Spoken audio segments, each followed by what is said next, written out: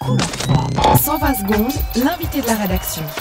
Dans 6 semaines, la France connaîtra son nouveau président de la République et les sondages se multiplient à l'heure actuelle. Certains montrent une progression du président en sortant au premier tour, mais tous le donnent encore perdant face à François Hollande au second tour. On en parle avec vous ce matin.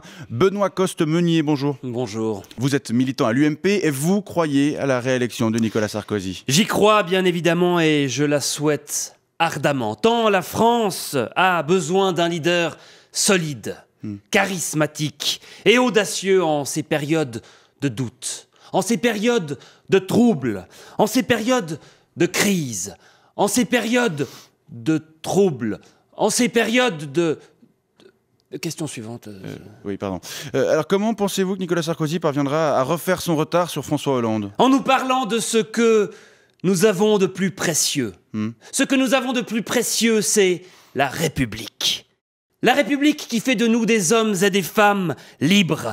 La République qui est le nom que les Français qui aiment passionnément la France donnent à leur désir de vivre ensemble. Et quand je dis les Français, je pense à tous les Français, qu'ils soient juifs, musulmans d'apparence, bouddhistes ou électeurs du Front National. Voilà. Alors, si vous permettez, monsieur Costes-Meunier, est-ce qu'on pourrait sortir un peu des phrases toutes faites? Et ce ne sont pas des phrases toutes faites, Vincent Veillon. Il s'agit de l'idée que se fait de la France Nicolas Sarkozy. Une France forte, avec des frontières fortes. Car quoi de plus beau qu'une frontière? Une frontière qui nous protège et qui nous évite l'arrivée massive de voyous du Maghreb, de voyous d'ailleurs, des voyous qui viennent mettre en péril la nation France. Oui, Vincent Veillon, je vous parle d'une France forte.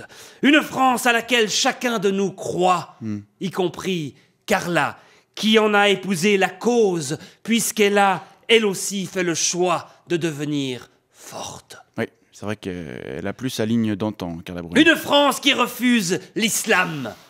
Isme radical, qui refuse la violence, car il y a en France une majorité silencieuse qui ne supporte plus de se taire et d'accepter les leçons de ceux qui n'en ont aucune à donner. Une France qui refuse la fiscalité confiscatoire et qui remet au cœur du débat la notion noble d'identité nationale, car l'identité nationale, ce n'est pas un gros mot, et la France doit pouvoir exercer son droit de décider qui elle choisit de faire rentrer sur son territoire et demeurer chez elle. Notre système d'intégration ne fonctionne plus. Il faut aujourd'hui le réformer.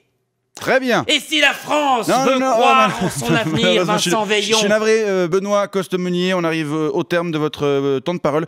Je rappelle que vous êtes militant à l'UMP et on verra si toutes les voix du Front National se reportent en effet ou pas sur Nicolas Sarkozy pour lui permettre de gagner au second tour. J'en suis persuadé. Oui, c'est en effet ce qui risque d'arriver.